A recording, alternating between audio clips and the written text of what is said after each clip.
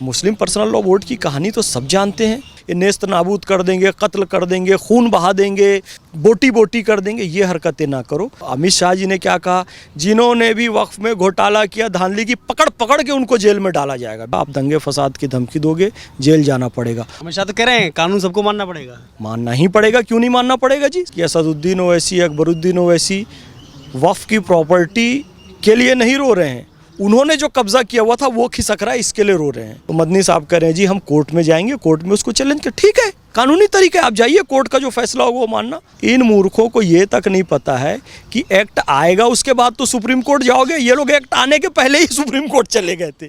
Bill कानून बन चुका है, मुस्लिम समाज इसका खुले दिल से स्वागत करता है। अभिनंदन है, स्वागत है, धन्यवाद मोदी जी, धन्यवाद अमित शाह जी, किरण रिजिजू जी, धन्यवाद नीतीश कुमार जी, चंद्रबाबू नायडू जी, पासवान जी और तमाम पार्टियां। मुसलमान आपके साथ है, किसी से घबराने की ज़रूरत नहीं है, बहुसंख्यक मुस्लिम आपके साथ है। ठीक है, ये टिप्पणी आपकी है। अब इसके बाद में हम उस मुद्दे पर बातचीत आपसे करना चाहते हैं जिस पर लगातार बहस चल रही है कि हमारे मजहबी मामले में दखलंदाजी है। कितना मानते हैं कि इस्लाम से जुड़ा हुआ कितना है? मजहबी मामले में दखलंदाजी बिल्कुल भी नहीं है। देखिए, कई लोग ये कह रहे हैं अनुच्छेद 26 का उल्लंघन हो गया है। अनुच्छेद 26 धार्मिक मामलों के प्रबंधन की स्वतंत्रता देता है और अमित शाह जी ने स्पष्ट कर दिया है कि धार्मिक मामलों की प्रबंधन की स्वतंत्रता है। धार्मिक मामला क्या है? कलमा, नमाज, रोज़ा, हज और ज़कात।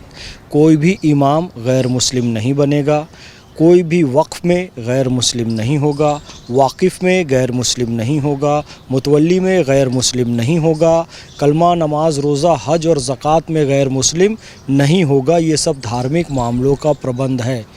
लेकिन नॉर्मल जो एडमिनिस्ट्रेशन की बात होती है, मैनेजमेंट की बात होती है, उसमें हम बेस्ट एडवोकेट का चयन करेंगे। हिंदू है कि मुस्लिम है नहीं देखेंगे, बेस्ट कलेक्टर का चयन करेंगे, उसमें हम ये नहीं देखेंगे।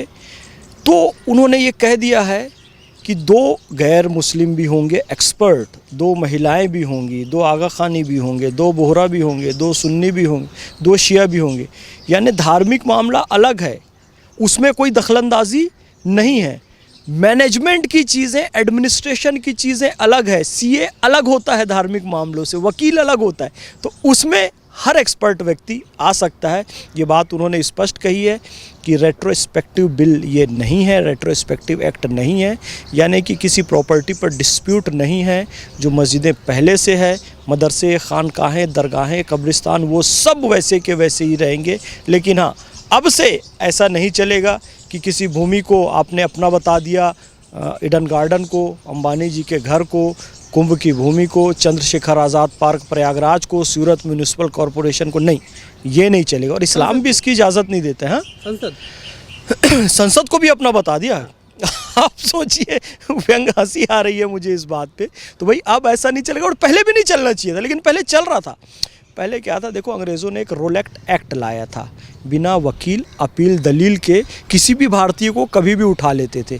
ठीक यही इसके पहले का जो कानून था ना, जो कांग्रेस सरकारों में आया, वो वक्फ बोर्ड का एक्ट नहीं था, वो रोलेक्ट एक्ट की ही तरह था कि किसी भूमि में हाथ रख दिया हमारी। अब बेचारा वो तय कर रहा है, 1500 साल पुराना गांव है, वो बेचारा परेशान हो रहा है कि मैं कैसे प्रूफ करूं कि मेरा है। और प्रूफ करने कहाँ जा रहा है? जिसने कहा ये मेरा है, उसी के ट्रिब्यूनल के पास जा रहा है। और एक ही ट्रिब्यूनल है राज्य में। वो बेचारा एक मध्य प्रदेश के कोने के शहर में, बालाघाट में रहता है, दौड़ के आ रहा है वो भोपाल, 700 किलोमीटर आ रहा है। तो ये रोलेक्ट एक्ट की तरह था। अंग्रेज़ों का कानून जो था ना, वैसे ही था, तानाशाही वाला था। अब उसमें बदलाव हो गया है, बहुत अच्छी व्यवस्थाएं हो गई, मुसलमानों के हर वर्ग को प्रतिनिधित्व मिल रहा है। हम जिस गंगा जमनी तहजीब की बात करते हैं, वो गंगा जमनी तहजीब दिखाई दे रही है। गंगा जमनी तहजीब केवल इतनी नहीं है कि कोई हिंदू नमाज की टोपी पर पढ़कर आ जाए। गंगा जमनी तहजीब ये भी है कि कोई मुसलमान भी दीपावली का त्यौहार मनाए और अपने हिंदू भाइयों को आमंत्रित करे, कभी वो भी होली का थोड़ा सा गुलाल लगा ले। ये गंगा जमनी तहजीब दोनों तरफ से होती है। ये थोड़ी कि आचार्य प्रमोद कृष्णन ने कह दिया कि नबी जितने तुम्हारे थे, नबी उतने हमारे हैं। ये अच्छी बात है, पर ये एक तरफा धर्मनिरपेक्षता हुई जब मोहम्मद फैज़ खान कहे कि राम जितने तुम्हारे हैं, राम उतने हमारे। अब पूरी हुई ना धर्मनिरपेक्षता। तो धर्मनिरपेक्षता दोनों तरफ से होती है, अब पूरी हो रही है। दूसरी बात, मुसलमानों के धार्मिक अधिकार में ये हस्तक्षेप नहीं है, बिल्कुल नहीं है, बल्कि जो लोगों ने अवैध कब्ज़ा किया हुआ था और मुसलमानों को जो मिलना चाहिए था, नए स्कूल, नए कॉलेजेस, नए स्किल सेंटर्स, अच्छे अस्पताल, अच्छे घर, अच्छी सुविधाएं, वक्फ के माध्यम से वाकिफ़ की जो मंशा थी कि जन कल्याण के कार्यों में इसे खर्च किया जाए, वो अब पूरी होगी। अब तक कुछ चुनिंदा जो लोगों ने वक्फ की प्रॉपर्टी पर कब्ज़ा किया हुआ था, उन्हीं के घर भर रहे थे, उन्हीं की जेब भर रही थी। और आज जो नए एक्ट का विरोध कर रहे हैं वो वही लोग हैं जो उस पर काबिज थे गलत तरीके से, आम मुसलमानों तक अधिकार नहीं पहुंचने देना चाह रहे थे। आपके चैनल के माध्यम से मैं बताना चाहता हूं, मेरे भाई, मेरे मुस्लिम भाई, जो आप सड़कों पर प्रदर्शन कर रहे हैं, जो भी चंद लोग कर रहे हैं, आप मासूम हैं, भोले हैं, आपको पता ही नहीं है मोदी जी ने आपके हक में कितना बड़ा काम कर दिया है। ये आप ओवैसी के चक्कर में, मुस्लिम पर्सनल लॉ बोर्ड के चक्कर में मत आइए। ये वक्फ की प्रॉपर्टी पर काबिज थे और इनकी ज़मीन खिसक रही है, इसलिए आपको बहका रहे हैं। इन्होंने 1986 में क्या किया था, एक गरीब मुस्लिम महिला शाहबानों को सुप्रीम कोर्ट ने कहा कि इसे 2 वक्त की रोटी दे दो, गुजारा भत्ता दे दो। संसद में लाकर कानून बदलकर एक मुस्लिम महिला के मुंह में गई हुई रोटी खींच ली। शर्म आनी चाहिए मुस्लिम पर्सनल लॉ बोर्ड वालों को। और अब जब संसद कह रही है कि मुस्लिमों को अधिकार दो, तो फिर ये कोर्ट जा रहे हैं। पहले कोर्ट से संसद, अब संसद से कोर्ट। इसको चक्रक दोष बोलते हैं। ये ऐसे ही करते रहेंगे, मुसलमानों को अधिकार ना मिले उसके लिए ऐसे करते रहेंगे। लेकिन अब की सरकार, किरण रिजिजू जी ने स्पष्ट कर दिया, मैं एक बौद्ध हूँ, रोकर कह रहे थे, मेरे को बौद्ध होने के कारण आप वक्फ बिल पेश करने से रोक रहे हो। लेकिन आज एक बौद्ध भाई सुनिश्चित करता है कि अपने मुस्लिम भाई बहनों को उनका हक दिला कर रहेगा। कुरान शरीफ का जो दूसरा सूरा है, सूरह बकरा, जिसका अर्थ होता है गाय का अध्याय, उसकी 282 आयत में लिखा है कि यदि आप छोटे से भी ऋण का लेन देन करें ना, तो एक दस्तावेज लेखक से उसे लिखवा लें, नोटरी से लिखवा लें। ये लिखा हुआ कुरान शरीफ में, दस्तावेज लेखक से लिखवा लें आप। और ये अकबरुद्दीन ओवैसी के एक स्टेटमेंट आया था कि उत्तर प्रदेश की 112 वक्फ बाय यूज़र प्रॉपर्टी रजिस्टर्ड नहीं है। कुरान शरीफ कह रहा है छोटा सा भी लेन देन हो तो लिख लो। इतने बड़े लेन देन का कोई पेपर नहीं है। फिर भी अमित शाह जी को धन्यवाद, उन्होंने कहा if you have no paper no problem, retrospective bill नहीं है, आपकी मस्जिदों को कोई नुकसान नहीं होगा। लेकिन अब से ये काम नहीं चलेगा कि कहीं पर भी आपने कब्जा ठोक दिया, दावा ठोक दिया। अब सब कुछ कानून और संविधान के तहत होगा। लेकिन सवाल इस बात का कि जिस हिसाब से हो हल्ला हो रहा है, अब बात उस गरीब तबके की जिसके लिए भाजपा कह रही है, चाहे वो गरीब मुसलमान हो, पिछड़ा मुसलमान हो, उनके हित में ये बिल लेकर के आए हैं, तो क्या उनको आज तक इसमें कोई हित दिखाई नहीं दिया वक्फ बोर्ड में, या मिला नहीं उनको? नहीं, मिला नहीं। देखिए, मैंने पहले बताया था ना, वक्फ बोर्ड का जो अब तक एक्ट था वो एक तानाशाही वाला था, एक तरफा था। तो मुसलमानों, आम मुसलमानों को उसका हक कहाँ से मिलता? जो लोग काबिज़ हैं बस काबिज़ हैं। अब जो अमित शाह जी कह रहे हैं, किरण रिजिजू जी कह रहे हैं, अब वो ग्राउंड रियलिटी में दिखेगा ना। आप सरकारों को देखिए ना, जहां आयुष्मान योजना लागू है उनसे पूछिए कि उनको लाभ मिल रहा है, फैक्चुअल में मिल रहा है। सचमुच में अगर 10,000 रुपये का कोई इलाज हुआ तो आयुष्मान योजना से उनका पैसा कट जाता है। आज एक 10,000 20,000 गरीब आदमी के लिए कितनी बड़ी राशि होती है। प्रधानमंत्री आवास योजना के तहत 1 कमरे का घर मिल रहा है, एक गरीब आदमी के लिए बहुत बड़ा सहयोग होता है। सपना होता है भाई। आपको गैस सिलेंडर मिल जा रहा है। ये ग्राउंड रियलिटी दिख रही है ना। अरविंद केजरीवाल जैसे व्यक्ति ने दिल्ली की जनता के लिए दरवाजे बंद करके रखे थे, आयुष्मान कार्ड योजना का लाभ नहीं पहुंचने दिया था। वहाँ पश्चिम बंगाल में ममता बनर्जी ने रोक के रखा था, आयुष्मान कार्ड योजना का लाभ अभी भी नहीं पहुंच रहा है। वास्तविक लाभ मिल रहा है मोदी जी की सरकार में, तो वास्तविक लाभ मिलेगा वक्फ बोर्ड की प्रॉपर्टी का भी, वक्फ की संपत्तियों का भी गरीब मुसलमानों को। ये होगा, पहले भी दिख रहा है। योगी जी ने तो आदेश कर दिया है जांच के लिए। नहीं, जो संपत्तियां हैं, अरे बिल्कुल जांच होनी चाहिए, बिल्कुल जांच होनी चाहिए। और अमित शाह जी ने क्या कहा, जिन्होंने भी वक्फ में घोटाला किया, धांधली की, पकड़ के उनको जेल में डाला जाएगा। बिल्कुल डाला जाना चाहिए। अभी डॉक्टर सलीम राज छत्तीसगढ़ वक्फ बोर्ड के चेयरमैन बने हैं। पिछली सरकार का 500 करोड़ का घोटाला अभी पकड़ा है उन्होंने। वक्फ की प्रॉपर्टी को अपने पर्सनल हित में लोगों ने बेच दिया था। तो जिन लोगों ने बेचा वो भी जेल के अंदर, जिन्होंने खरीदा वो भी जेल के अंदर। इसलिए मैं कह रहा हूँ भाई, कोई प्रॉपर्टी आप खरीद रहे हो या बेच रहे हो तो पहले उसका इतिहास जांच लो कि कोई बदमाशी करके वक्फ की कोई ज़मीन तो नहीं बेच रहा है आपको, क्योंकि ख़रीदने वाला भी जेल जाएगा और बेचने वाला भी जेल जाएगा। तो बिल्कुल ठीक कार्रवाई कर रहे हैं। और योगी जी तो एक संत भी हैं, फ़कीर भी हैं। कहा भी जाता है कि संत हृदय नवनीत समाना, कहा कबिन परि कही न जाना, निज परिताप द्रवई नवनीता, पर दुख द्रवही संत सुपुनीता। संत का हृदय दूसरों का दुख देखकर पिघलता है। तो वैसे ही हमारे योगी जी हैं, गरीबों को उनका अधिकार दिलाने के लिए कटिबद्ध हैं। लेकिन सबसे बड़ा दर्द इस बिल को कानून बनने पर असदुद्दीन ओवैसी और मुस्लिम पर्सनल लॉ बोर्ड को ही क्यों है? और मुस्लिम पर्सनल लॉ बोर्ड तो कहा जाता है उनके कंधों पर मुस्लिम समाज की बहुत सारी जिम्मेदारियां हैं। देखिए, भगवान ना करे कि आपका सोने की आपकी चेन चोरी हो जाए, चोरी हो गई सोने की चेन, अल्लाह ना करे, भगवान ना करे कभी ऐसा हो गई। अब आपको 100 लोगों में शक है कि जी इनकी तलाशी लो, तो 95 लोग तो कहें कि हाँ ले लो तलाशी, और 5 का नहीं तलाशी नहीं लेने देंगे। अब वो 5 क्यों कह रहे हैं? हमारा अपमान होगा, अपमान होगा। अब वो 5 इसलिए नहीं कह रहे हैं, उन्हीं की जेब से माल निकलेगा।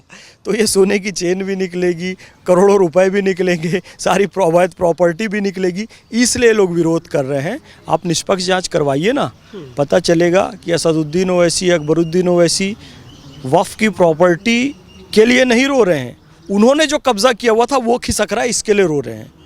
मुस्लिम पर्सनल लॉ बोर्ड की कहानी तो सब जानते हैं कि कैसे कैसे लोग वहाँ पर बैठे हुए हैं, मुसलमानों का अधिकार उन तक इन लोगों ने कभी नहीं पहुँचने दिया। और अभी अरशद मदनी साहब का एक बयान आया है कि भाई ये लोग तो कानून के, हालांकि अरशद मदनी साहब भी विरोध कर रहे हैं, लेकिन उनके विरोध का तरीका देखिए थोड़ा पॉजिटिव है। उन्होंने कहा सड़कों पे ना निकलो, तोड़ फोड़ ना करो, ये सिविल वॉर गृह युद्ध की धमकी दे रहे हो, ये हरकतें ना करो, ये नेस्त नाबूद कर देंगे, कत्ल कर देंगे, खून बहा देंगे और बोटी बोटी कर देंगे, ये हरकतें ना करो।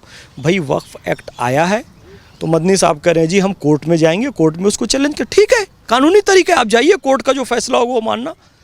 लेकिन उन्होंने एक बात और कही, ये मुस्लिम पर्सनल लॉ बोर्ड और MIM में इतने सारे एडवोकेट बैठे हैं, कोई बैरिस्टर एडवोकेट, सुप्रीम कोर्ट, ये वो, इन मूर्खों को ये तक नहीं पता है कि एक्ट आएगा उसके बाद तो सुप्रीम कोर्ट जाओगे। ये लोग एक्ट आने के पहले ही सुप्रीम कोर्ट चले गए थे। तो मदनी साहब इसका भी मतलब मजाक बना रहे हैं एक तरीके से उनका। तो इतने नासमझ लोग हैं। अब विरोध करने वाले भी देखिए 2 तरीके के हो गए हैं, एक पॉजिटिव विरोध भी चल रहा है, एक निगेटिव विरोध भी चल रहा है। तो निगेटिव विरोध बिल्कुल नहीं होना चाहिए, पॉजिटिव विरोध का स्वागत है, संवैधानिक तरीके से आप विरोध कीजिए। एक आखिरी सवाल कि जिस हिसाब से CA/NRC को लेकर के मुसलमानों को खास तौर पर बरगलाया गया था या बहलाया फुसलाया गया था, क्या उस तरह आज भी यह लोग उनको बरगलाने या बहलाने फुसलाने में कामयाब होंगे? देखिए, बहलाया तो उस समय भी नहीं गया और फुसलाया तो उस समय भी नहीं गया, कोशिश ज़रूर की गई थी। इस हिसाब से दंगे जगह जगह हुए CA/NRC के नाम पर। ना देखिए हुआ क्या कि शाहीन बाग में ये लोग बैठे थे, कोशिश की इन लोगों ने, और कुछ जगह घटनाएं भी हुई, लेकिन व्यापक मुस्लिम समाज इससे दूर रहा, आम मुस्लिम इससे दूर रहा। आप देखिएगा CA/NRC के समय इन्होंने कहा मुसलमानों की नागरिकता छीन ली जाएगी, वर्गलाने की कोशिश की, एक भी मुसलमान की नहीं छीनी गई। अलावा शाहीन बाग के और कुछ इनके चेले चपाटों के अलावा किसी ने कोई एक्टिविटी नहीं की। व्यापक मुस्लिम समाज इसको समझ रहा था। इंस्टेंट ट्रिपल तलाक के समय भड़काने की कोशिश की, किसी ने नहीं किया। सबसे बड़ी बात, राम मंदिर का इतना सेंसिटिव डिसीजन आया, किसी मुस्लिम समाज की ओर से किसी ने दंगा फसाद नहीं किया। अलावा ये ओवैसी के कि भाई हमारी सरकार आएगी तो फिर से मंदिर तोड़ देंगे, शर्म आनी चाहिए भैया।